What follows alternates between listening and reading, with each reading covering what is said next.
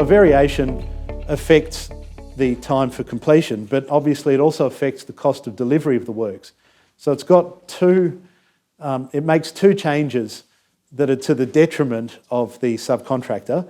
It changes the time for completion, or it changes the amount of stuff you have to do within a fixed period of time. And it also changes the cost to you of delivering those works, because there's more of them. So let's have a look at what happens when the delay event is a variation. So the principal may at any time prior to the expiry of the defects liability period direct the subcontractor, so even after practical completion of works, a variation is still allowed, up to the end of the defects liability period. And we understand that that commences at PC, at practical completion. So for that extended period, the works can be varied, or the scope of works can be varied. And that's just simply by direction from the principal. There's no conditions on that. They can just say, do it. And you shall not unreasonably refuse to perform that variation. But you have to say, I want my direction in writing.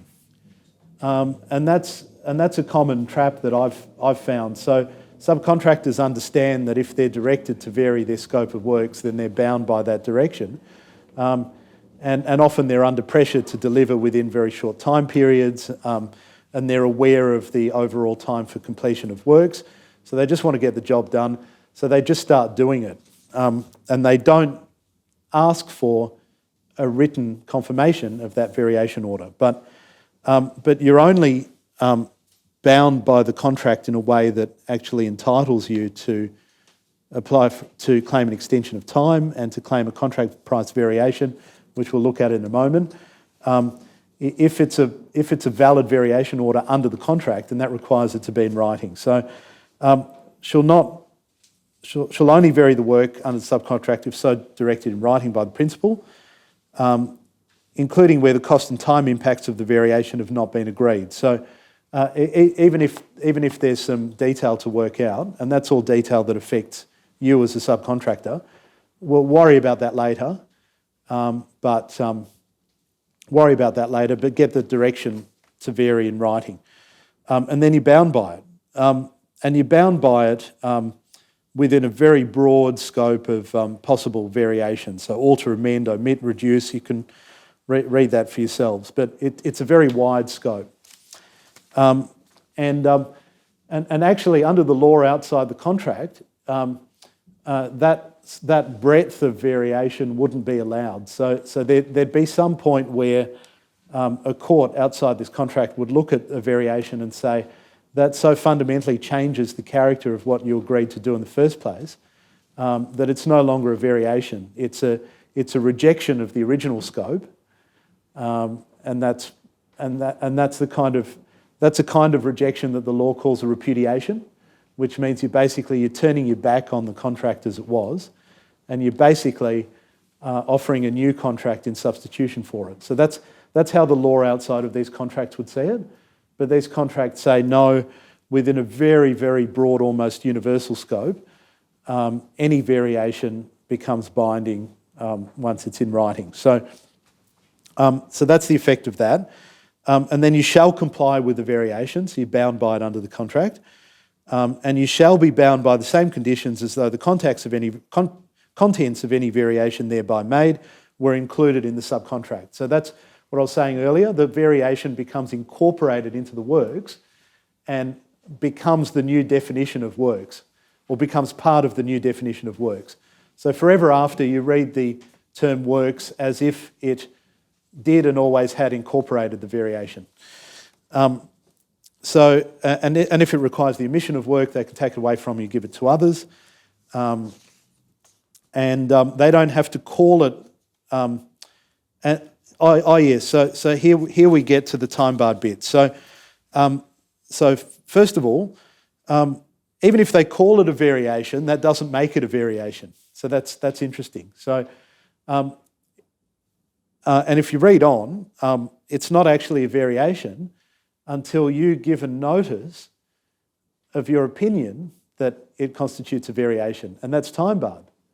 So you have to notify the principal who has directed you to do what might obviously be additional works, that you regard those additional works as constituting a variation of the agreed scope of works, and you have to do that within certain time, within a prescribed time bar, within 2 business days. In fact, if we read on to 25.6, and if you don't, then all the rights that you'd expect to have as a result of that variation, including varying the contract price, so that you can actually get paid for doing extra work, are not available to you.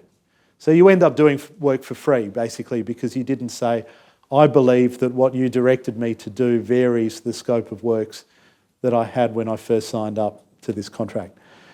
So that's the first thing you have to do. And then you've got to give... so that's 25.6a.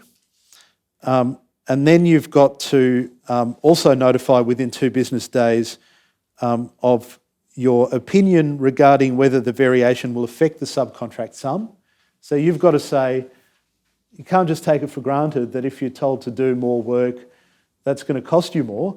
You have to tell your principal who told you to do the additional work that that's the case, and you also have to do that within 2 business days.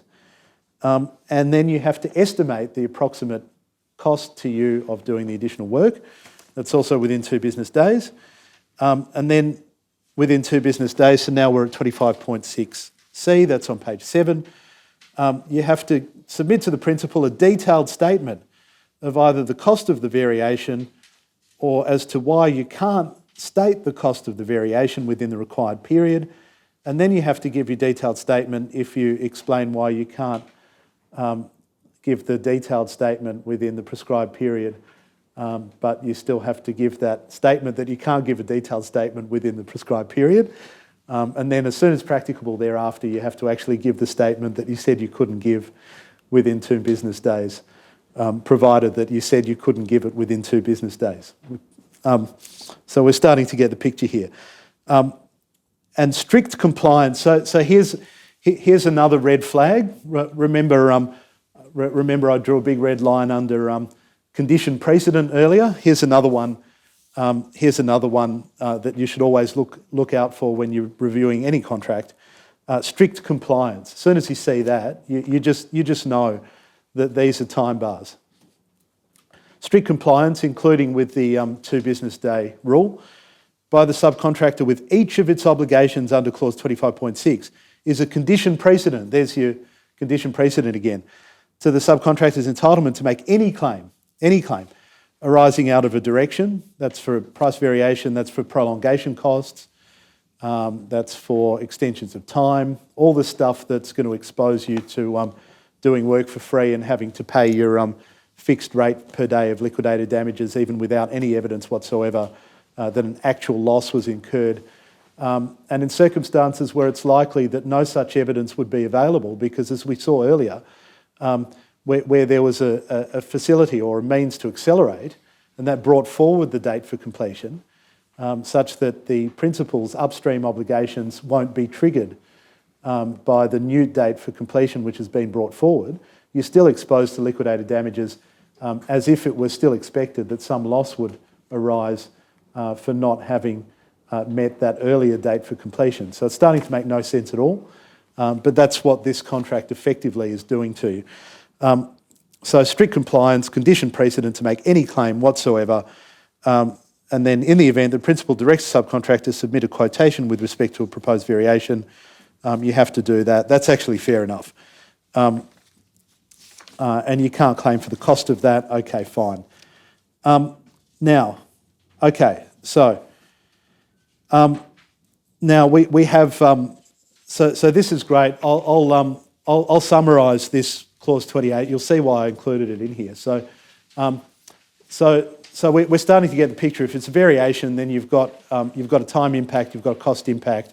They're all subject to time-barred obligations. I think we've counted 5 or 6 of them. So notify of a delay event, claim an extension of time.